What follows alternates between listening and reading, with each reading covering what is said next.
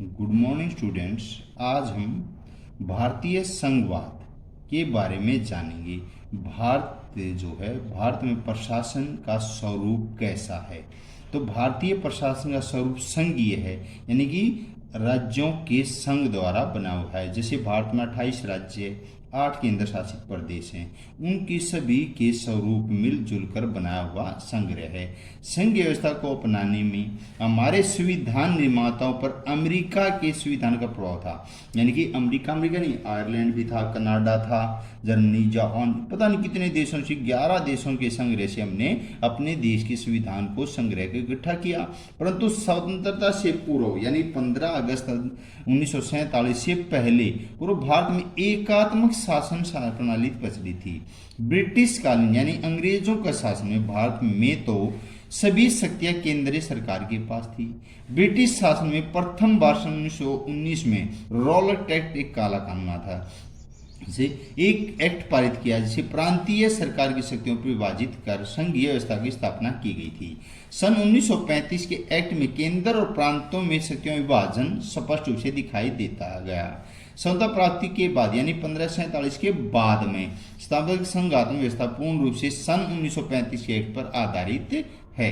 तो भारतीय संविधान के किस अनुच्छेद में भारत को राज्यों का संघ, यानी भारत में राज्य थे, कितने राज्य, 28 राज्य, 8 केंद्र शासित प्रदेशों के संग्रह से मिला हुआ। तो राज्यों का संघ भारतीय संविधान अनुच्छेद 1 में भारत को राज्यों का संघ कहा गया है। संविधान में शक्तियों के विभाजन के आधार पर कौन सी शासन प्रणाली अपनाई गई है। संविधान में शक्ति विभाजन के आधार पर संघात्मक शासन प्रणाली अपनाई गई है। भारतीय संविधान में कुल कितने अनुच्छेद हैं। भारतीय संविधान में कुल 395 अनुच्छेद माने गए हैं। भारतीय संविधान में उल्लेखित समवर्ती सूची में कितने विषय हैं। भारतीय संविधान में उल्लेखित समवर्ती सूची में 47 विषय हैं। भारतीय संविधान द्वारा अवशिष्ट शक्तियां किसे प्रदान की गई। भारतीय संविधान द्वारा अवशिष्ट शक्तियां संसद को प्रदान की गई हैं। भारत में नीति आयोग का अध्यक्ष कौन होता है। भारत में नीति आयोग का अध्यक्ष कौन होता है। प्रधानमंत्री नीति आयोग का अध्यक्ष होता है। पहले इसे क्या थे, योजना आयोग कहते थे, अब इसे प्रधानमंत्री नरेंद्र मोदी ने इसका नाम बदलकर नीति आयोग रख दिया है। तो इसका अध्यक्ष कौन होता है, प्रधानमंत्री होता है। कोई भी प्रधानमंत्री वो नीति आयोग का अध्यक्ष होगा। केंद्र सरकार संबंधों में विचार करने के लिए सरकारी आयोग की नियुक्ति कब की गई थी। केंद्र सरकार राज्य संबंधों विचार करने के लिए सरकारी आयोग की नियुक्ति 1983 में की गई। भारत में अंतर्राज्यीय परिषद की स्थापना हुई। भारत में अंतर्राज्यीय परिषद की स्थापना 28 मई 1990 को हुई। भारतीय संविधान का स्वरूप कैसा है। भारतीय संविधान का स्वरूप संघात्मक है, यानी संघ यानी राज्यों के मिलजुल कर बना हुआ एक रूप है। भारत में कुल कितने राज्य हैं, यहाँ पर 29 हैं, यहाँ अब कितने हो चुके हैं, 28 राज्य हो चुके हैं। तो पहले ये जम्मू कश्मीर था, जो उसके दो हिस्से हो गए, एक तरफ जम्मू कश्मीर, एक तरफ है लद्दाख, उसी केंद्र शासित प्रदेश बन गया है, इसलिए वहां से कम हो गए तो 28 रह गए हैं। और केंद्र शासित प्रदेश 8 हो गए हैं। पहले 7 थे, 2 हो गए तो 9। तो दादर नगर हवेली और दमन और दीव को एक बना दिया गया है, दादर दमन और दीव। भारतीय संविधान को कोई एक संघात्मक तत्व विशेषता बताएं। शक्तियों का विभाजन। संघीय सूची में विषय कितने हैं, 97 विषय माने गए हैं। राज्य सूची में कितने विषय, 66 विषय हैं। भारतीय संविधान रूप में संघात्मक प्रभुत्व भाव में एकात्मक है। ये कथन किसका है, DN बैनर्जी का है। भारतीय संघ में केंद्र शासित प्रदेश कितने हैं, 8। शिक्षा समवर्ती सूची में रखी गई है। भारतीय संविधान द्वारा अवशिष्ट शक्तियों को दी गई है, संसद को अवशिष्ट शक्तियां प्रदान की गई हैं। अंतर्राज्यीय परिषद इंटर स्टेट काउंसिल की स्थापना करने का अधिकार किसके पास है, राष्ट्रपति को प्राप्त है। भारतीय संघ में नए राज्यों को शामिल तथा राज्यों की सीमाओं में परिवर्तन करने का अधिकार के पास है, संसद के पास है। भारतीय संघ में कुल कितने राज्य हैं, 28 राज्य हैं। भारतीय संविधान का संघात्मक स्वरूप कैसा है, स्वरूप से लिया गया था, 29 से लिया गया। ये कनाडा देश से भारतीय संविधान का संरूप कहां से लिया गया, कनाडा देश से लिया गया है। भारतीय संविधान में सम्मिलित समवर्ती सूची कहां से ली गई, ऑस्ट्रेलिया देश से। ऑस्ट्रेलिया एक महाद्वीप भी, ऑस्ट्रेलिया एक देश भी है, उसे ली गई। भारतीय संविधान का संघात्मक स्वरूप किस देश से लिया गया, कनाडा से। संघीय सूची में कुल विषय 97, राज्य सूची में विषय 66। समवर्ती सूची में दिए गए विषयों के संदर्भ में कानून पास करने का अधिकार है संसद तथा राज्य विधानमंडल दोनों के पास है। भारतीय संघ में कुल कितने राज्य है? 28 राज्य हैं। वित्त आयोग के सदस्यों की नियुक्ति करने का अधिकार किसको है? उपराष्ट्रपति को है। भारत की संघ व्यवस्था का संरक्षक सर्वोच्च न्यायालय। शिक्षा निम्नलिखित की सूची है, समवर्ती सूची में है। भारतीय संघ में कुल कितने केंद्र शासित प्रदेश हैं? केंद्र शासित प्रदेश हो गए 8।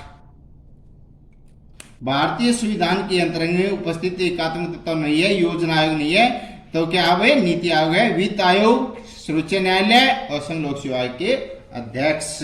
भारत के संविधान में सम्मिलित समवर्ती सूची किस देश की देन है? ऑस्ट्रेलिया देश की।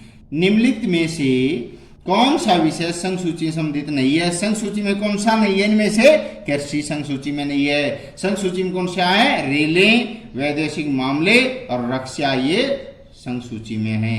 42वें संविधान संशोधन द्वारा निम्न किस विषयों को राज्य सूची में समवर्ती सूची में रखा गया था? शिक्षा, वन, नापतोल को।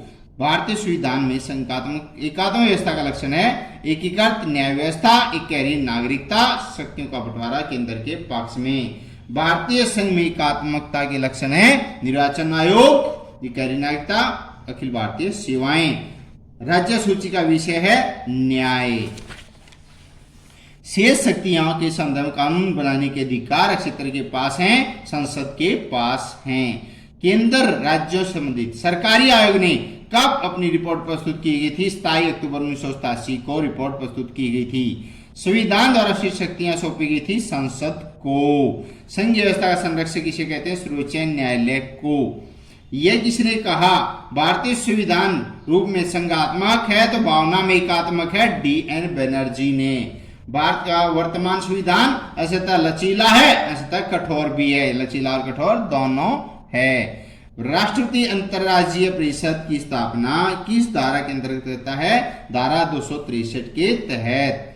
निम्न राज्य सूची का विषय है कृषि। भारतीय संविधान कठोर रूप से संघात्मक नहीं है, यह एक अर्ध संघीय राज्य है जिसमें एकात्म शासन प्रणाली की कुछ महत्वपूर्ण विगतें मौजूद हैं। यह कथन निम्न में किसका है? GN जोशी का।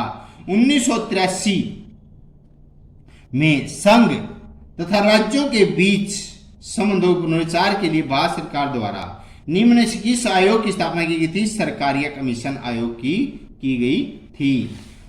भारत के बिना किसी संशय के एक संघ है जिसमें प्रभुसत्ता के गुणों को केंद्र तथा राज्यों में बांट दिया गया है। यह कथन किसका है? प्रोफेसर अलेक्जेंड्रोविच का। निम्नलिखित में से संघीय सूची के विषयों पर काम करने का अधिकार है केंद्र सरकार और राज्य सरकार पर। केंद्र राज्यों के बीच वित्तीय संबंधों के निदान किसके द्वारा किया जाता है? वित्त आयोग द्वारा। निम्न में कौन सा राज्यों के राजस्व का स्रोत नहीं है? शेयर बाजार राज्य स्रोत नहीं है। निम्न में से कौन सा संघ राजस्व के स्रोत नहीं है? कृषि भूमि पर कर टैक्स लगाना। संघ द्वारा अर्पित संग्रहित विनियोजित किए जाने वाले शुल्क का उदाहरण है मादक द्रव्य पर कर यानी टैक्स, दवा पर टैक्स, उत्पादन शुल्क पर टैक्स। निम्नलिखित में से कौन केंद्र एवं राज्यों के बीच विवाद का कारण क्या रहा? राज्यों के राज्यपाल का पद विवाद का कारण रहता है। भारत में दूसरे राज्यों से अंतर्राष्ट्रीय और संगठन में धन प्राप्त करने का अधिकार किसको है? संघ सरकार को है। संविधान सभा ने जिस संविधान का निर्माण किया वह शरीर में संघात्मक भावना किंतु आत्मा से एकात्मक किसने कहा? श्री PT चाको ने। धन्यवाद।